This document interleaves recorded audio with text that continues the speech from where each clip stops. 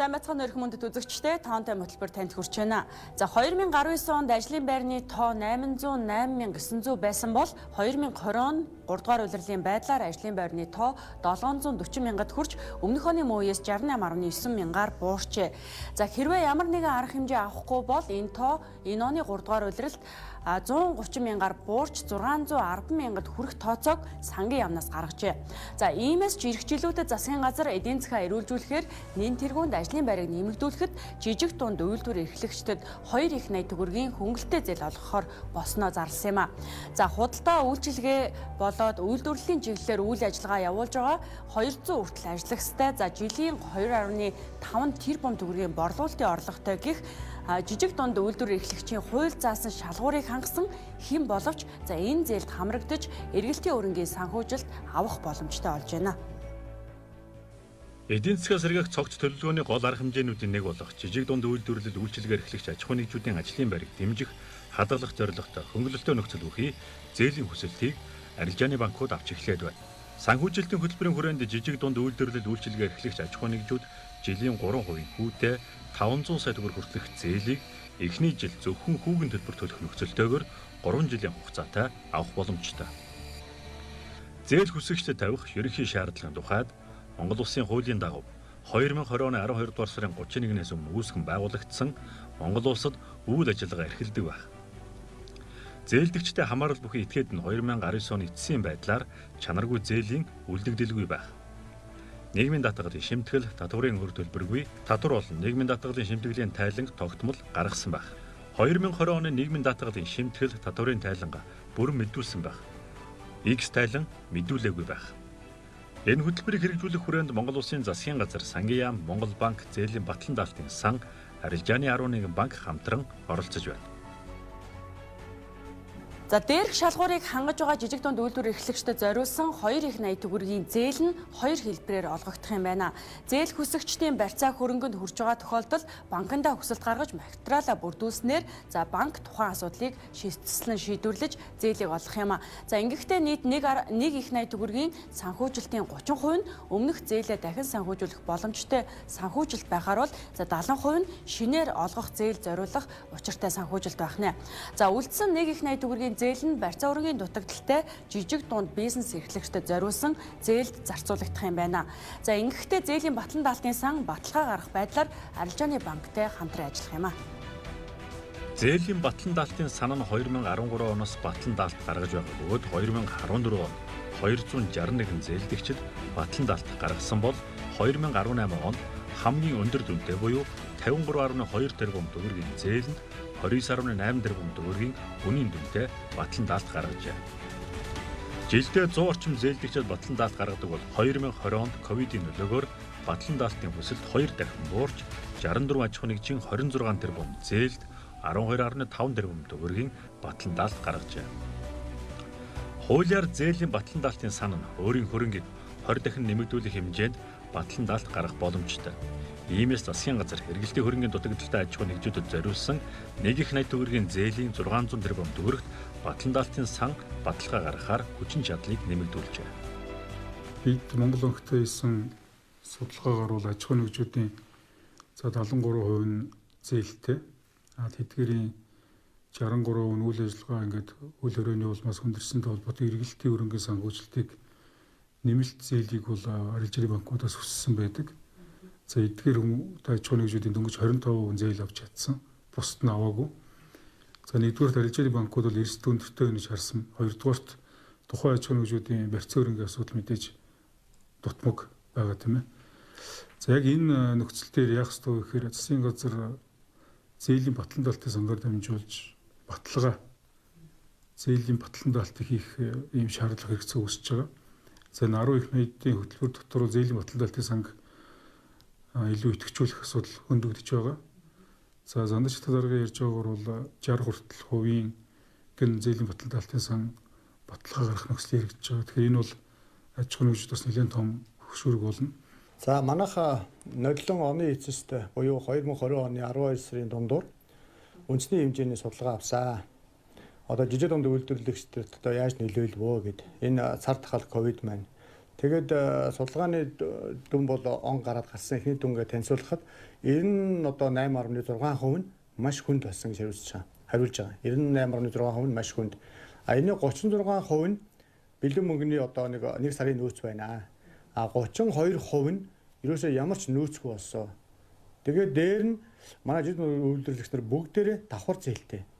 Банкны зээлтэй, банк усын зээлтэй, ломбардны зээлтэй, хувь хүнээс зээлтэй. Доор хаяж 2 зээлтэй байгаа. Нэг одоо үйлдвэрлэгч маань багадаа. Хувийн хвшлийн төлөөллүүдийн хэлж байгаачлан жижиг дунд үйлдвэрлэл эрхлэгчдэд зээлийн эрэлт маш их. Зээл авч чадахгүй энэ төрлийн зээлийн хүсэлтийг төдөлжүүлсэн шалтгааныг харвал 44.5% нь барьцаа хөрөнгө гэх шалтгаан байдаг нь судалгааны үр дүнгээс харагдаж байна. Иймээс ч ажлын байрыг дэмжих засгийн газрын хөнгөлтэй зээлийн хөтөлбөрт зээлийн батлан даалтын санг ашиглаж байгаа нь үр дүнтэй санаачлага гэж хувийн хвшлийнхэн үзэж байгаа юм. Ажлын байрыг дэмжих батлан даалттай зээлийн ерөнхий нөхцөлийг одоо танилцуулъя. Зээл олгох хугацаа 2021 оны 12 дугаар сарын 31-ний өдөр дуустал буюу зээлийг энэ онд олгож дуусгана. Нэг зээлдэгчд олгох зээлийн дээд хэмжээ 500 сая төгрөг бол нэг зээлдэгчд гарах батлан даалтын дээд хэмжээ 300 сая төгрөг байх нь. Эргэлтийн хөрөнгийн зориулалтаар зээлийг олгох бол зээлийн 60% хүртэл батлан даалтыг 36 сарын хугацаатай олгож 12 сар хүртэл хугацаанд үндсэн зээлээс чөлөөлөх юм. Зээл олгоход нэг удаа зээлийн үнийн дүнгийн 1.6% хүртэл хэмжээгээр батлан даалтын шимтгэл авахар заажээ. Шууд одоо эхний нэг жилдээ зээлийнхаа үндсэн төлбөрийн иргэнтээр чөлөөлөгдөж болно. Эсвэл улирлын чин чанартай бизнес эрхэлдэг аж ахуйн нэгж бол өөрийнхөө бизнесийн орлогогүй болсон сарвдаа иргэн үндсэн зээлийнхаа иргэнтээр чөлөөлөгдөх ослогтой байгаа. Гэхдээ энэ нөгөө улирлын шин чанартайгаар иргэн төлөлтөөс одоо чөлөөлөгдөж байгаа тэр нийлбэр иргэн төлөлтөөс чөлөөлөгдөж байгаа нийлбэр хугацаа маань 12 сараас хэтрэхгүй байх хэвээр. Ийм одоо зохицуултайгаа. Тийм учраас бид нөгөө аль болохоор улирлын шин чанартай байвал тэрэнд нь зөгтсөн одоо тохирсон нөхцөлийн бий болгох. За үйл ажиллагаа нь одоо үргэлжлээд 12 сарда явдаг бизнес эрхлэгч байх юм бол эхнийхээ одоо яг энэ хүндрэлтэй байгаа 12 сарда бол иргэн төлөлтөөсөө сачилүүлэгдэд явах ийм боломжийг үүсгэж байгаа. За аж ахуйн нэгжүүдийг эргэлтийн хөрөнгөтэй болгосноор тэдний үйл ажиллагаа тогтворжиж алдагдсан ажлын байр эргээд бий болох улмаар цар тахлын өмнөх хэвийн үе рүү шилжих боломжтой гэж засгийн газар үзэж байна. За өмнө нь сангаар олгогдож байсан жижиг дунд үйлдвэрийн зээлийг шалгаруулалт хэд удаан за хэдэн сар үргэлжлэдэг байсан бол энэ удаагийн зээлийг энэ онд багтаан олгох учраас хугацаа алдахгүй санхүүжилтийг аж ахуйн нэгжүүдэд олгох тал дээр анхаарч ажиллаж байгаагаа албаны хүмүүс хэлж байгаамаа. За батлан даалтын сан дээр бол ирэх огт шаардлага байхгүй. Бид нар арилжааны банкнд өөрсдийнхөө нөхцлүүдийг өгсөн. Яг энэ нөхцөлийн хүрээнд бол та нар шууд судлаад яваарай. Манайх руу яах вэ гэхээр одоо 7 хоногийн дотор ажлын 7 хоногийн дотор шийдвэрлэжлээ. Тэгвэл манайх руу батлан даалтын сан руу энэ зээлдэгчийн батлан даалтад хамрагдах хүсэлт гэдэг юмыг арилжааны банк маань албан тоод гэсэн үг эрүүлнэ. Эндээ бол энэ зээлдэгч маань ямар нөхцөлтэй, ямар зээлийг, ямар хугацаанд авч байгаа гэдгийг одоо дүгнэлтээ зээлийн хорооныхоо шийдвэртэй бол эрүүлнэ. Тэрийг бол хавсрах нэг ганцхан юм бол батлан даалтын сангаас шаардж байгаа. Тэр нь юу гэхээр бидний одоо арилжааны банктай буюу ерөнхий гэрээгээр шаардж байгаа тэр шаардлагуудыг бол хүлээж авч илүүсэн гэдгээ бол манай тэр судалгааны хуудсан дээр бөглөөд эрүүлнэ. Ердөө ийм л юм эрүүлнэ. Дээр нь бол одоо зээлдэгч маань өөрөө батлан даалтанд хамрагдмаар байна гэдэг хүсэлтэй бол гаргасан байх хэвээр. Ийм дөрвөн материал ирээд бид нар бол батлан даалтын сан хүлээж аваад судлаад шийдвэрээ гаргаад буцааж хөргүүлэх хүртэл ажлын 2 хоног баг. Тийм учраас энэ бол маш богино хугацаанд нийтдээ банкн дээр болон зээлийн батлан даалт дээр шийдвэрлэх хугацаа бол ажлын 9 хоног. За энэ бол нөгөө календарийнхаа хоногоор үзэх юм бол нэг ажлын 12-оос 13 хоног л болох. Ийм л одоо маш хөнгөлөлттэй. За албаны хүнийг хэлсэнчлэн жижиг дунд үйлдвэр эрхлэгчид батлан даалтын сан дээр очих шаардлагагүй. Зээлийн гол хэрэгжилтийг арилжааны банкуд хийж байгаамаа. Зээлийн батлан даалтын сангийн зүгээс арилжааны банкудад зээлийн батлан даалттай холбоотой зээлийн шалгуур бусад шаардлага хүргүүлсэн учраас банк тухайн шаардлагад нийцүүлж материалын хүлээн авах юм а. За мэдээж банк эрсдлээ дааж байгаа учраас өөрсдийн шалгуураа тавих ёстой ч за өмнөх зээллүүдтэй харьцуулахад шалгуураа энэ удаад бууруулсан гэдгээ хэлж байгаамаа. Тэгэхээр зээлийн шалгуурын хувьд бол одоо шинэ зээлдэгчтэй хувьд бол бизнесээ одоо танилцуулсан. За богино маш одоо энгийн хялбархан бизнес төлөлгөө. За авах гэж байгаа зээлийн мөнгөөрөө хэрхэн одоо эргээд би зээлээ төлөхий. Яг тухайн хийж байгаа бизнесийнхээ онцлог одоо тодорхой хэмжээний одоо судалгаа шинжилгээг хийсэн байх шаардлагатай. За тэгээд засгийн газраас тавьж байгаа энэ аж ахуйн нэгжийн тайлан дотор одоо юмнуудаа бол төлсөн байх. Энэ тодорхойлолт болон санхүүгийн тайлан мөнгө урсгалаа бол банкнд гаргаж өгөх ёстой. За зээлийн одоо барьцаа хөрөнгөнд ямар хөрөнгүүдийг үнэлэх юм ийм чиглэлийн одоо өгөх ёстой. Одоо байгаа зээлдэгчдийн зээлийг хөрвүүлэх буюу энэ хөнгөлөлтөө зээл рүү шилжүүлэх зээлдэгчдийн хувьд бол одоо өөрийнхөө зээл авсан салбар дээр очиод зээлийнхөө одоо зээлээ хөрвүүлэх одоо алтан бичгээр хүсэлтээ гаргана. Мөн дээрээс нь яг түрүүний хэлснээр нэмэлт юм нь бол мөнгө урсгалынхаа одоо шинжилсэн материалыг өгнө гэсэн. Тэгэхээр одоо 2020 оны санхүүгийн тайлангууд одоо гарч байна. Тэгэхээр 20 оны санхүүгийн тайлан за өмнөх оны тайлангуудад дутуу өгсөн бол тэр тайлангуудаа эдийн засгчтай хандаад өгөх ёстой гэсэн. Тэгээ энийг бол банкуд одоо хугацааны хувьд бол ажлын 7 хоногийн дотор аваад шийдвэрлэнэ. За зээлийн хүсэлтийг бол голом танкны хувьд бол бид нар бас энэ бөөгнөрл одоо аль болох одоо хүмүүсүүдийг хооронд нь контактлуулахгүй байх үүднээс бол цахимаар авч байгаа голом танк цэг.com гэсэн сайтн дээр бол ороод зээл шинээр хүсвэл та ямар мэдээлэлүүд оруулах вэ? Эргээд банк өөрсдөнтэй бас холбогдоод ингэж явж байгаа гэсэн.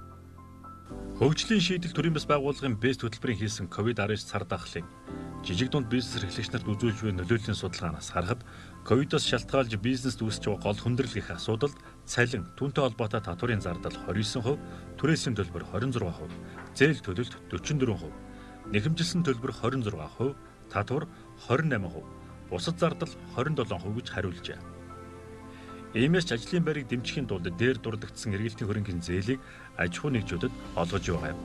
Гэхдээ өмнөх алдааг давтахгүй байх 3% хүүтэй энэ зээл жинхэнэ эзэддээ хүрч зориулалтаараа зарцуулагдах нь чухал гэж хувийн хвшлийн төлөөлөлд хэлсэн. Журмыг өнөөдрөөс үндсэндээ зарим нэг нарийн тодорхой мэдээллийг авч байна л да. Тэгэхээр 2019 оны 12 сараар гэж хэлээ. 2019 оны 12 сар гэдэг чинь бол аж ахуйн нэгжүүд үйл ажиллагаа харьцангуй хэвийн үргэлжижсэн өсөлттэй дайггүй байсан үе шүү дээ. Тэгэхээр энэ үеийн нийгмийн даатгалын шимтгэл татварын үйлдвэрлэхгүй байх гэдгийг бол тийм нөхцөл тавьж байгаа юм билээ. Тэгэхээр яг мэдээж буцаад зээл төлөгдөх гэж өөр хэн хариуцлагатай ажлын байрыг бий болгож энэ хариуцлагатай татвар шимтгэлээ төлж чинь тэр хүмүүс л гэж зорж байгаа юм байна. Гэхдээ энийг бол аль болох сулруулах нөхцөлөд тааруулахыг бол саналыг бол аж ахуйн нэгжүүдээс илүү тавьж байгаа. 20 оны туршид бол бүхэлдээ ер нь бол цалингаас тавьж чадахгүй байдал төссөн гэдэг чинь бол ер нь нэлээд татварын өөр бол нийгэм дотлын өөр нэлээд өссөн баг. Тэгэхээр энийг бол аль болох уялдуулах нэгэнт л эдийн засгаа дэмжил гэж байгаа бол аж ахуйн нэгжүүдтэй чигд боломж олгох нь зүйтэй л гэж үзэж байна. Бага хүүтэй зээлийг аваад өндөр хүүтэй зээлээ дарчвал яах юм? Эсвэл одоо хэрэглээндээ зарцуулчвал яах юм? Яагаад гэвэл бүтэн жилийн ковидын үеэр эдийн засаг мөнгөний урсгал байхгүй учраас маш хэмжээний өрөнд орчлоо шүү дээ. Аж ахуйн нэгжтэр, ард иргэдчтэр. Тэгэхээр одоо ингээд нөгөө жирийн ажил хийж байгаа хүмүүс ч мод ажилгүй болж гин, орлогогүй болчлоо. Дээрээс нь энэ ажилтай холбоо агч маань бүгд л хэрэглээний зээлтэй байгаа. Одоо сүүлийн үед ухаалаг аппликейшн гэдэг гараад ирснээс хойш аппликейшнаар зээл авдаг маш их юм бий болсон. Бүр 4-5 аппликейшнаар зэрэг зээлтэй явж идэг юм уу ч одоо байж байгаа. Манай ажилтнууд уралж тийм зөндөөл байдаг. Тийм учраас өнөөдөр энэ олон төрлийн зээлийн хүн дотор Монголын ард түмэн амьдарч байна. Дээр нь одоо ковид гэдэг өвчнөд бүтэн жил ингээд тэмцэлдээд маш хүнд байдалд орчлоо. Одоо энэ орж байгаа эдийн засгийг сэргэе гэж байгаа энэ засгийн газрын бодлогыг бол одоо их сайн дэмжиж байгаа. Энэ хамгийн гол нь шударга зарчмаар л явагдаасаа л гэж бодож байгаа. Ажлын байрыг дэмжих 2.80 төгрөгийн зээл нь эргэлтийн өрөнгийн зориулттай юм а. За иймээс тухайн зээлийн санхүүжилтээр аж ахуйн нэгжүүд цалин хөлс түрээсийн төлбөр болоод үйл хөдлөх хөрөнгөөс бусад түүхийд материал худалдан авахд зарцуулагдах учиртай. За тэгвэл зээлийг зориултын дагуу ашиглаж байгаа эсэхэд банк хэрхэн хяналт тавих талаар дараах хариултыг өгч байна. Хөрөнгө оруулалт хийгдэх биш те ийм өөр зориултын зээл учраас тодорхой хэмжээнд бол мэдээж байрш одоо сул чөлөөтэй нэг хэсэг хугацаанд байршиж таарах гэж байгаа. Гэхдээ бол энэ зээл маань бол ерөнхийдөө зориултын дагуу ашиглаж ийн үгүй юу гэдэг дээр одоо Монгол банкнаас банкудаас шахах шаардаад банкуд нь бол мэдээж тэр одоо зээлийн эдийн засагч нь тэр байгууллагынхаа санхүүгийн үйл ажиллагааг тогтмол хянаад энэ зориултын дагуу явж ийн үгүй юу гэдэг дээр хяналт тавина гэсэн. Тэгэхээр энэ бол нэг талаас ийм арбитражийн боломж үүсгэж байгаа учраас тийм ээ 3% аваад одоо зах зээлийн бодитгүй 8.4 ч юм уу ийм хувьар ингээд хэрвээ урт хугацаатай хадгаламжинд энэ төр байршуулсан байх юм бол энэ дээр бол бас банкуд одоо гэрээгээ цуцлах ийм их хувьд нь үүсэх хэрэгтэй гэж харж байна. Тэгэхээр зээлийн эрсдлийн хувьд бол ингээд банк бол өөрөө хариуцна. За юуны хувьд бол одоо зарцуулалтын хяналт тийм ээ бичиг баримтын бүрдэл энэ одоо зээл өөрөө яг эргээд одоо энэ нийгэмд одоо ажлын байраа хадгалж чадж гэнэ үү тэр зээлийг зориултын одоо зарцуулалтыг хянаж гэнэ гэдэг бол хамгийн анхны шатны хянах нэгж бол банк өөрөө байх. Тэгэхээр зээлийн зориултыг өөрөө зориултын басаар ашиглаад одоо хадгаламжинд хийдэг эсвэл одоо тэр бизнестэй биш өөр одоо орон сууц аваад ингээд өөр зүйл зарцуулах юм бол энэ маань өөрөө шууд зээлийн гэрээнд банкны ердийн зээлийн гэрээний нөхцөл рүү шилжих юм хатуу нөхцөлийг бол засгийн газраас болон Монгол банк харилцааны банкуд бол тавина. За мөн одоо 90 хоногоос энэ зээлийн одоо хөнгөлөлтөө зээл энэ 3% хүүтэй хөнгөлөлтөө зээл эхний нэг жил хүүгээ ингээд төлөх ийм зээл гэдэг бол санхүүгийн хувьд бол маш таатай зээл. Ийм таатай зээлийг одоо бас 90 хоногоос дээш хэтрүүлэх юм бол энэ зээлийг бол засгийн газраас хөнгөлөлтийг нь бол байхгүй болгож байгаа буюу 3% хөнгөлөлтөө зээл үндсэндээ байхгүй болоод харилцааны банкны өнөөдрийн ердийн нөхцөл рүү автоматар шилжих ийм хатуу залттай. Тэгэхээр зээлдэгчд маань бол энэ хоёр шалгуурыг бол маш сайн анхаарах. За олон нийтийн дунд ажлын байрыг дэмжих чиглэлээр олгож байгаа 2 их найд төгрөгийн зээлийг яагаад банкар олгож байгаа юм бэ гэх асуудал сүүлийн үед хөндөгдөж байгаамаа. За хөтөлбөрт туссан энэ зээлийн хүү 3% ч гэлээ бодит хүүн 9% байх юм аа. За өөрөөр хэлбэл 6% хүүг төрөөс татаас байдлаар банкудад олгох юм аа. За төрийн банк юм уу эсвэл жижиг дунд үйлдвэрийн сангаар дамжуулж олгож болоогүй мө гэдэг асуултанд албаны хүмүүс дараах тайлбарыг хийж байгаамаа. Болох бид төсвүүдээр авах ачааллаа багасгах хэрэгтэй. Өнөөдрийн хүртэл бид төсвүүдээс одоо энэ ковид эдийн засаг дээр энэ эдийн засаг ямар ч байсан бүр унгаачихгүй, ажилгүйдлээ одоо бүр нэмчихгүй байх бүхий л боломж даргамжуудыг авсан. Энэ хугацаанд төсвүүдээс 4.1 ихт найт төгрөгийн зардал гаргасан. Ийм хэмжээний ачаалал авсан гэсэн үг. Дотоод иргэд бүтээгдэхүүн маань 6% агшилттай гарлаа. Уг нь бид өсөлтөлүүлж ирсэн шүү дээ. Тэгэхээр л одоо тэгч биш бүр асах 6% агшилттай гарлаа. Төсвийн алдагдал, төсвийн тодголынхаа хүрээнд ямар ч 12%-тай бид барьсан. Гэхдээ 12% төсвийн алдагдал гэдэг нь маш тонтоо. За тийм учраас цаашаага бид нар төсвүүдээр бол нэмэлт ачаалал авах том боломжгүй болж ирж байгаа. За тэгэхээр энэ эдийн засгийн ийм зогсон байдлаас яаж цаашаа гарах вэ? Төсвөөс гадуур биднэрт ямар нөөц боломжууд байна вэ? За хамгийн нэгдүгüүрт одоо эдийн засгийн энэ мөнгөний хэрэгэл зогсоод за банкуд бүх их усүрээ чөлөөт их усүрүүдэд төв банк тавьчаад ингээд хадгалсан байна. 7 их найд гарч ийн одоо бараг 8 их найд төгрөг хүрч байна. Тэгэхээр энэ гацсаг гаргаж эргэлтэнд оруулах нь засгийн газар төв банкны одоо тулгымдсан яг үүрэг болж ирж байгаа байхгүй. Тэгэхээр энэ төлөлтүүдийг энэ төр механизмуудыг л багтаасан ийм цогц арга хэмжээ байгаа юм. Тэгэхээр одоо бол нэг зээлгчд бид нар 500 сая төгрөг хүртэл зээлийг бол энэ манай батлан талтайгаар бол олгож байгаа. Бид нар энэ 500 сая төгрөгийн зээлийн 60 хүртэл хувьд нь буюу 300 сая төгрөг хүртэл зээлийг бол манай батлан талтайгаар авах бол ийм боломж бүрдэж байгаа. Тэгэхээр зээлийн хүү маань өөрөө нэрлсэн хүү маань өөрөө 9% байна. Тэгэхээр манай бизнесийн салбар дээр гадуур бол нэг яригдаад байгаа юм ингээд арилжааны банкнд татаас өглөө гэдэг нэг ийм яригдаад байгаа байхгүй. Тэгэхээр энэ манай одоо бизнес эрхлэгчид за санхүүгийн салбарын маань зөвөрөө ойлгох хэрэгтэй. Энэ бол нөгөө татаас биш. Энэ бол хөнгөлөлт. Цаад утгаараа бол эдийн засгийн агуулгаараа бол яаж нэхэр ажлын байрыг дэмжиж тэнд ажлын байрыг хадгалж чадсан, ажлын байраа одоо нэмэгдүүлж чадсан энэ аж ахуйн нэгж дээр хүний хөнгөлт үзүүлж байгаа ийм одоо төлөвлөгөө байна. Нэрсэн хүн маань жилийн 9%. Тэгээд жилийн 9%-ийн одоо яг зээлгчийн төлөх хувь нь бол 3%. Тэгэхээр энэ бол 9% хүүтэй зээл гэж болох хэрэгтэй. Гэхдээ тэрний 6%-ийнх нь хүний хөнгөлтийг тухайн одоо аж ахуйн нэгжид бол хөнгөлтийн засгийн газраас үзүүлж байгаа. Тэгэхээр зээлдэгч бол өөрөө зээлийнхаа өвөг бол арилжааны банкн дээр хоримтлуулж байгаа дараа сарда төлдөг. Тэгээ арилжааны банкн дээр бол 9% хоримтлагтаад явна. Яг зээлдэгчийнхаа нэр дээр хүн маань хүнийх нь өглөг маань хоримтлагтаад явна. Тэгээ тэрнийхээ 3% бол зээлдэгч шууд төлөөд 6% нь бол засгийн газраас тэр хоримтгдсан хувийн дээр нь хөнгөлөлт үзүүлэх замаар өгч байгаа. Түүнээс биш шууд 6% бол арилжааны банк руу өгч байгаа.